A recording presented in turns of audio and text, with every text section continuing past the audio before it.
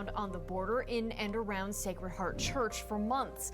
Thousands of migrants have sheltered inside and outside the church's walls, hoping for their chance at the American dream.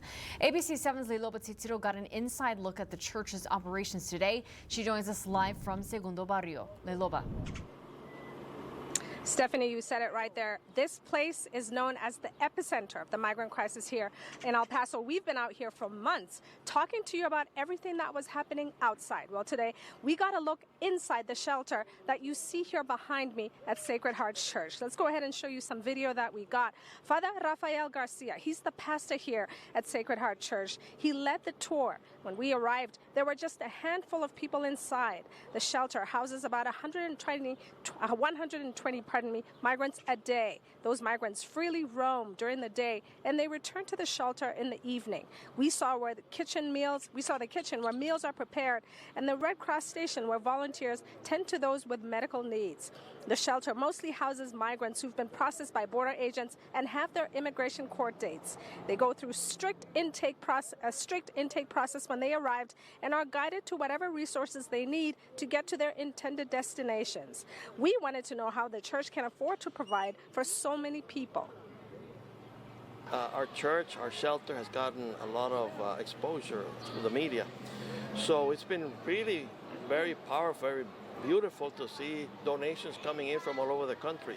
And now we're going to be, hopefully we haven't received any yet, but we will be getting some reimbursement through the county from FEMA funds because we applied at their request. Now, Father Garcia, he said that FEMA funding will also cover the migrants themselves. I want to make sure I get this right. He said they'll be allotted $28.50 for each migrant they care for. That money, it's a one-time allotment. Doesn't matter whether that person stays for 1 day or 10 days. Live outside Sacred Heart Church, I'm Leiloba Titiro, ABC 7. All right, Leiloba. And in Juarez, a new migrant camp set up by the city has been operating for a week. Migrants who camped outside of Juarez's City Hall were moved there. Others looked for a new place to stay. ABC 7 Juarez correspondent Heriberto Perez was at the camp this morning and gives us a look inside that camp. A week after this migrant camp was opened by the city, we are learning less migrants are staying here, and the city thinks they will see fewer soon.